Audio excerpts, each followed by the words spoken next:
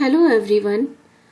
Today we are going to discuss about the fourth chapter of class 6 NCERT Science, which is Getting to Know Plants. तो as you all know about plants, क्योंकि हम previous classes में plants के बारे में बहुत कुछ पढ़ते हुए आए हैं, जैसे कि प्लांट्स के टाइप्स कौन कौन से होते हैं एंड प्लांट्स के पार्ट्स कौन कौन से होते हैं, जैसे roots, stem, fruits, leaves, seeds, ये प्लांट के पार्ट्स होते हैं. एंड टाइप्स ऑफ प्लांट्स जैसे कि shrubs, herbs and trees and climber and creeper, ये सब प्लांट्स के टाइप्स होते हैं. तो इस चैप्टर में हम प्लांट्स के बारे में थोड़ा सा डिटेल में पढ़ेंगे. Let's start. Go outside and observe all the plants around you. Do you see that some plants are small, some very big. ठीक है, गो आउटसाइड और अपने चारों तरफ के जो प्लांट्स हैं उनको ऑब्जर्व करो. क्या आप देखते हैं कि सम प्लांट्स आर स्मॉल, कुछ प्लांट्स स्मॉल हैं, सम वेरी बिग, कुछ बहुत बड़े हैं, while some are just patches of green on the soil. जबकि जो कुछ हैं वो सिर्फ सॉइल के ऊपर एक पैच के जैसे हैं, जैसे कि ग्रासेस होती हैं. Some have green leaves while some others have reddish once.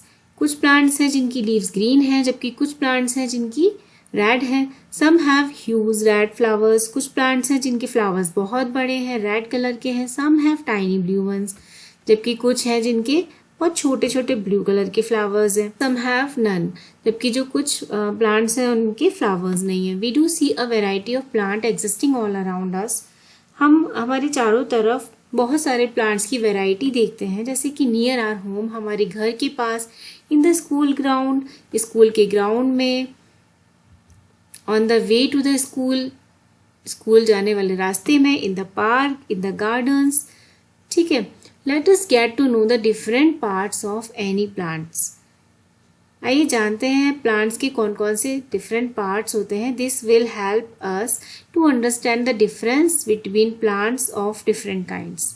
ठीक है, इससे हमें जो डिफरेंट टाइप के प्लांट्स हैं उनके बारे में, उनके डिफरेंसेस के बारे में जानने में हेल्प मिलेगी. Can you label the stem, branch, root, leaf, flower and fruit of the plant shown in figure 4.1.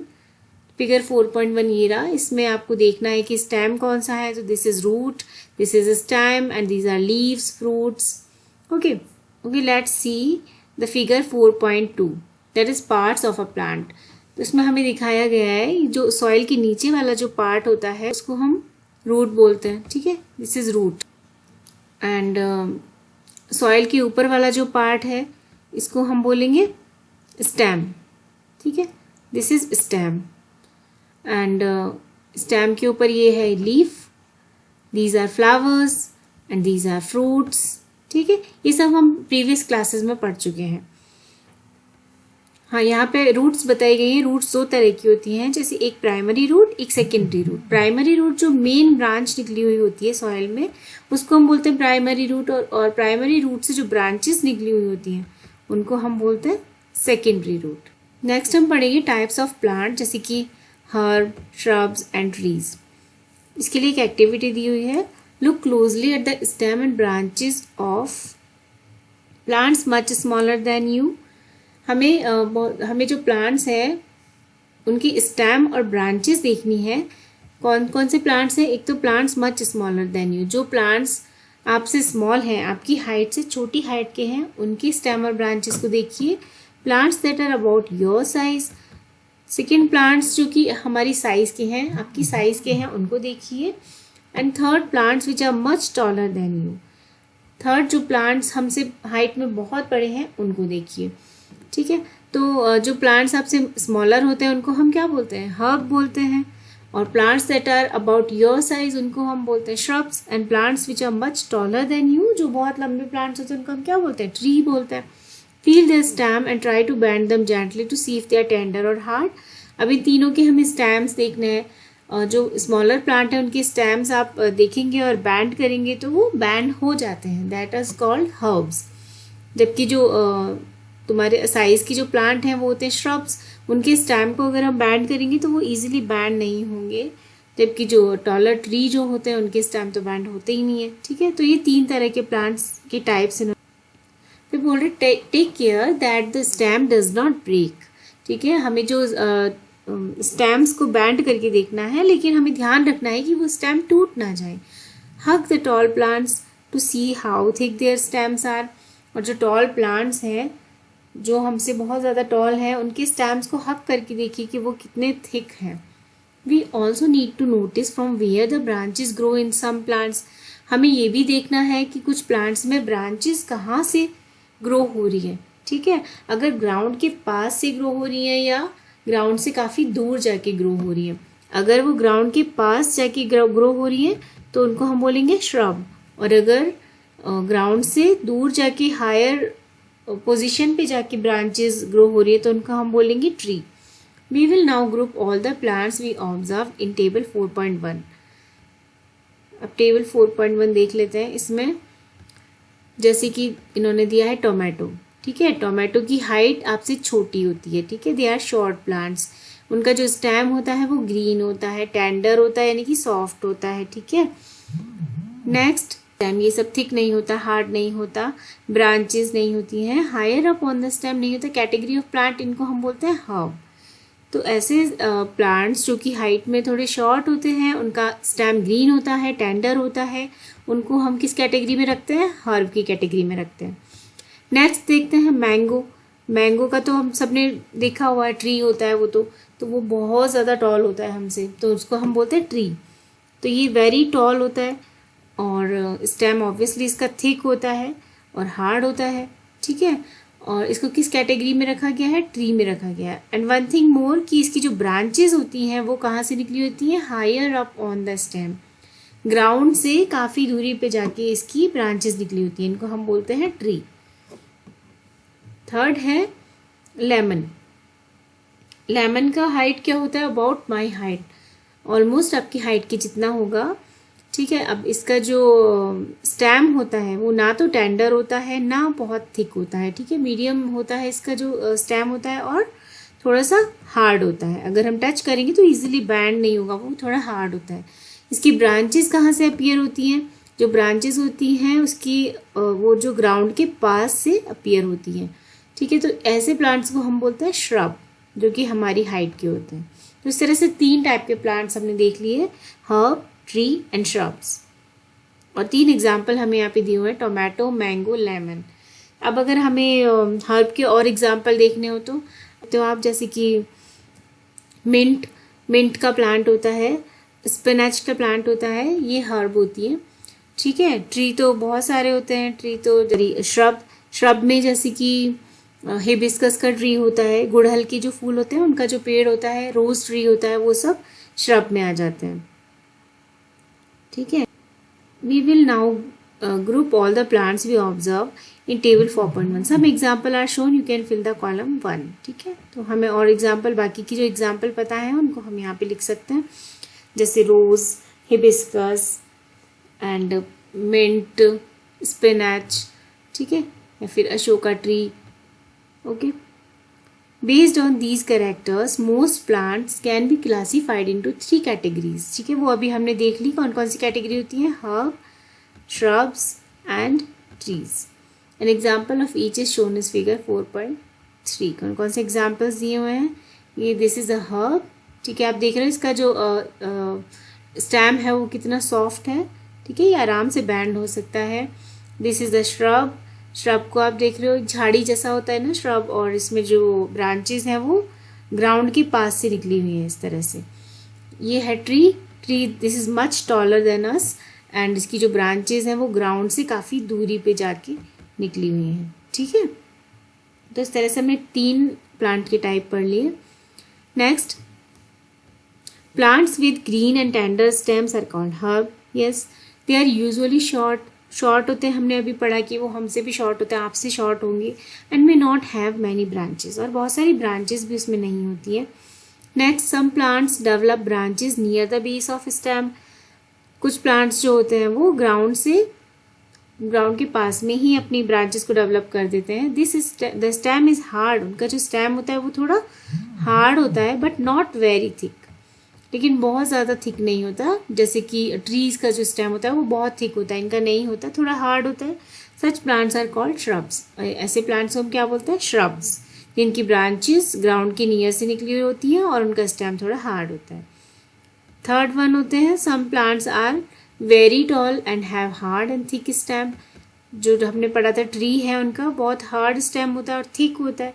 Stems have branches in the upper part, और जो ब्रांचेस होती हैं वो ग्राउंड से बहुत ज़्यादा दूर जाके निकलती हैं, much above the ground. Such plant are called trees. तो ऐसे प्लांट्स को हम क्या बोलते हैं? ट्रीज। ठीक है। Based on the above characteristics, can you now classify the plants listed by you and complete column 4 in table 4.1? ठीक है, हमने कुछ एग्जाम्पल्स देखे हैं, उनको आप टेबल 4.1 में भर लीजिएगा। फिर कुछ और प्लांट्स भी दिए हुए हैं, जैसे plants with weak stems that can not stand upright but spread on the ground are called creeper. कुछ प्लांट्स ऐसे भी होते हैं जो कि सीधे खड़े नहीं हो पाते, क्योंकि उनका जो स्टेम होता है वो बहुत ही सॉफ्ट और टेंडर होता है। तो वो सीधे खड़े नहीं हो पाते हैं, उनको सीधा खड़ा करने के लिए किसी सपोर्ट की ज़रूरत होती है। ठीक है। तो ऐसे प्लांट्स को दो तरह के होते हैं, एक तो क्रीपर होता है और एक क्लाइंबर होता है। ये ग्राउंड में स्प्रेड हो जाते हैं। क्रीपर जो होते हैं वो ग्राउंड पे ही स्प्रेड हो जाते हैं। ठीक है, उनको हम बोलते हैं क्रीपर। और जो एक होते हैं क्लाइंबर, जिनको ऊपर चढ़ने के लिए सपोर्ट की ज़रूरत होती है। अगर उनको हम सपोर्ट दें तो वो ऊपर चढ़ते जाएंगे। ठीक है, उनको हम बोलते हैं क्लाइंबर। जैसे कि आपने मनी प्लांट देखा होगा ना, मनी प्लांट को अगर हम रस्सी से बांध दें तो वो ऊपर बढ़ता चला जाता है, ग्रो करता जाता है, तो उसको हम बोलते हैं क्लाइंबर।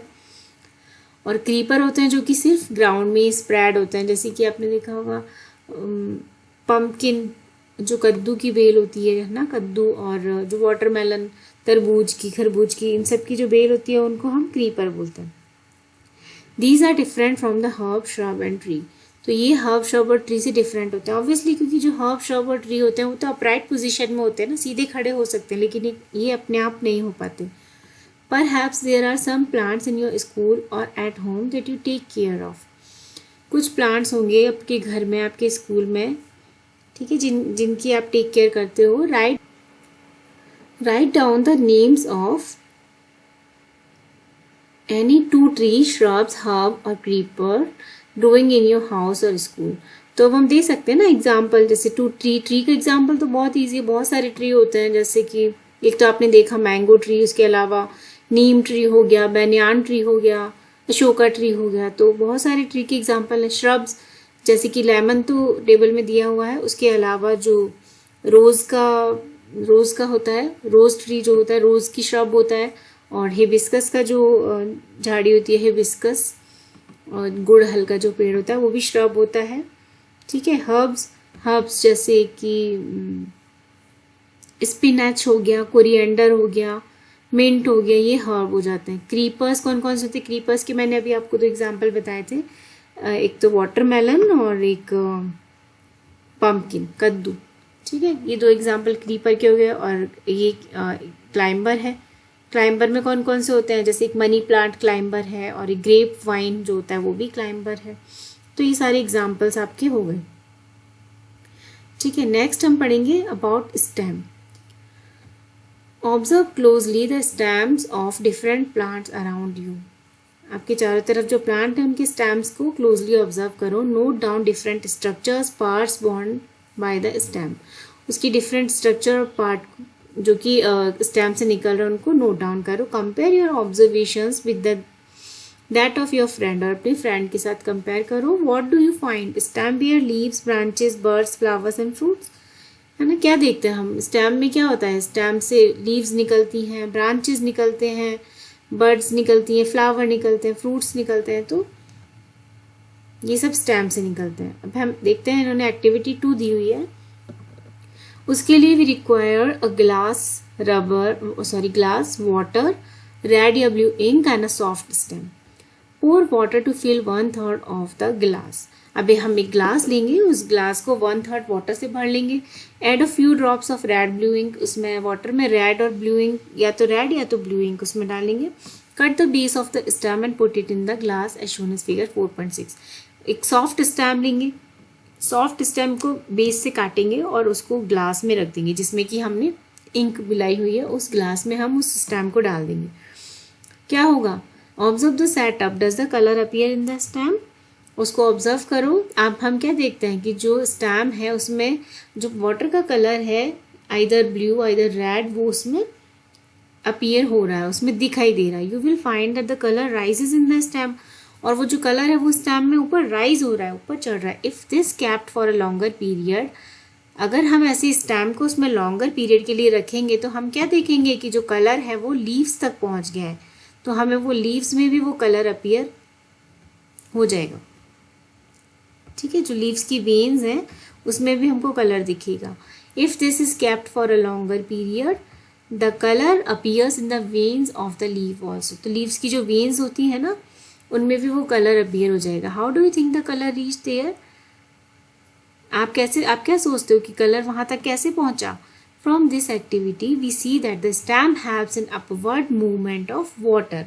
तो हमें इस एक्टिविटी से क्या पता चला, जैसे जैसे जो कलर है वो ऊपर पहुंच रहा है, इसका मतलब जो वाटर है, वाटर की अपवर्ड मूवमेंट, मतलब कि जो वाटर ऊपर जा रहा है वो किसकी हेल्प से जा रहा है? स्टेम की हेल्प से।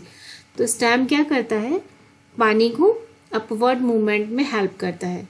The water and minerals go to leave and other plant part attach to the stem. तो जो वाटर और मिनरल्स होते हैं वो स्टेम से होते हुए उसकी ब्रांचेस में और जितने भी पार्ट स्टेम से लगे हुए होते हैं उन सब में पहुंच जाता है स्टेम की हेल्प से। ठीक है, देखो इसमें दिखाया है figure 4.7, water moves up the stem and reaches leaves. इससे वाटर यहाँ पे पहुंच रहा है और लीव्स तक जा रहा है।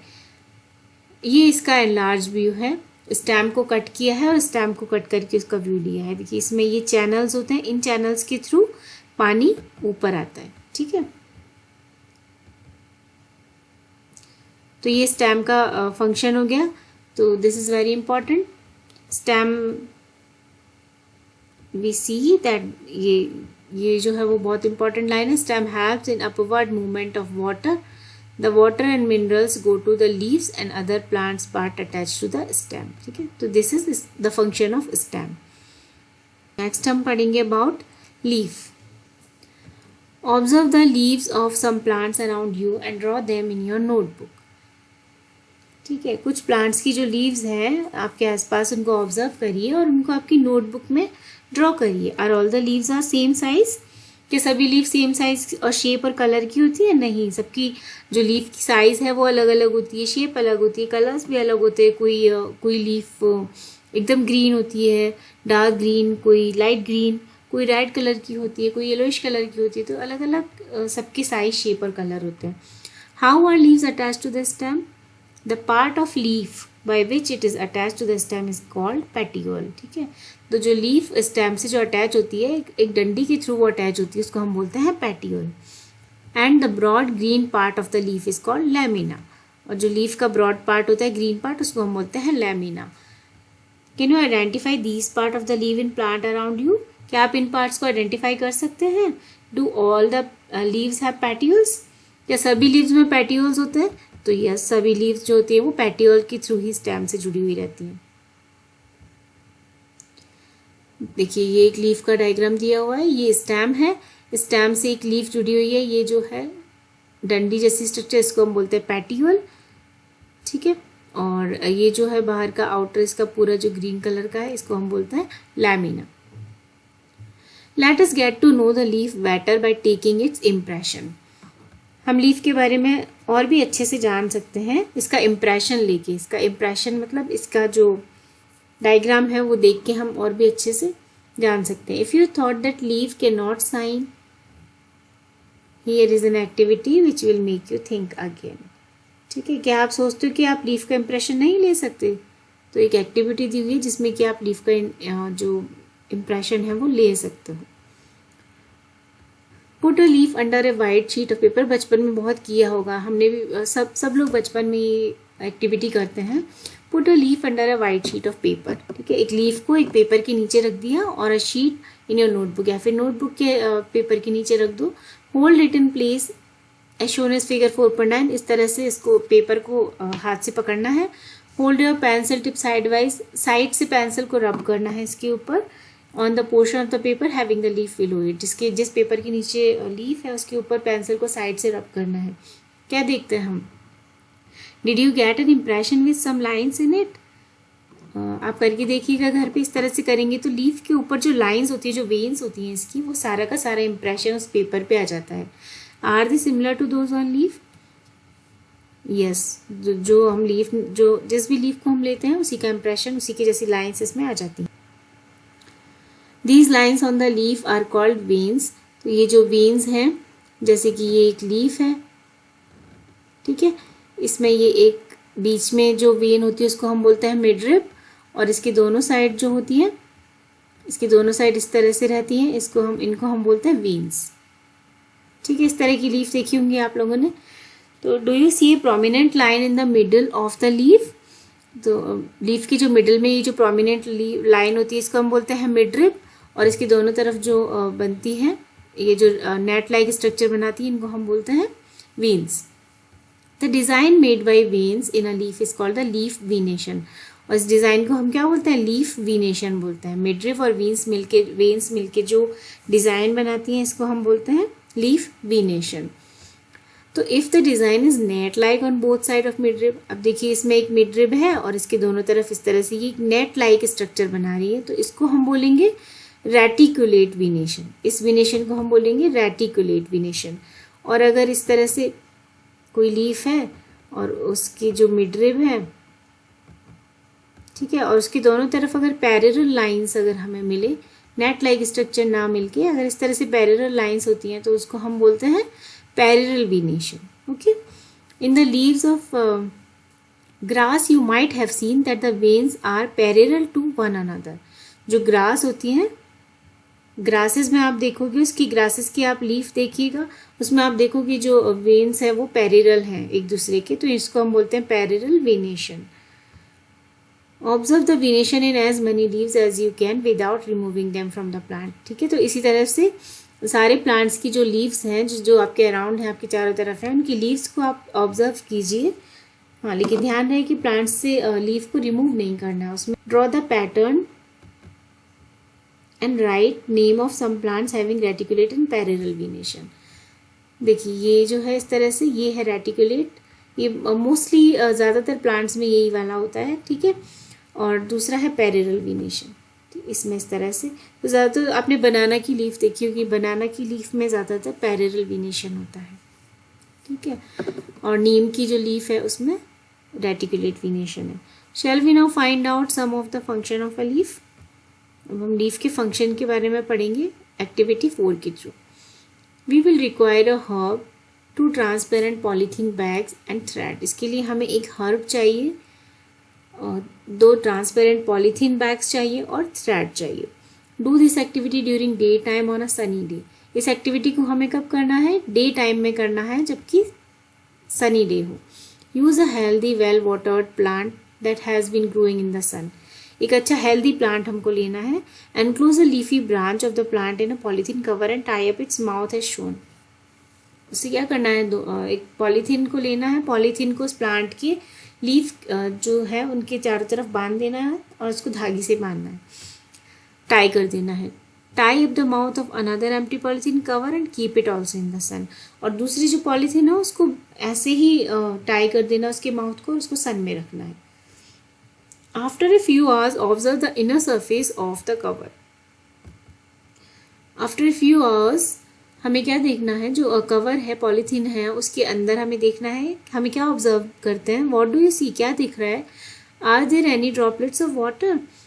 क्या आपको उसमें वाटर ड्रॉपलेट्स दिख रही है? जो पॉलीथीन हमने बांधी थी उसकी सरफेस पे आपको वाटर ड्रॉपलेट दिख रही है, इनर सरफेस पे?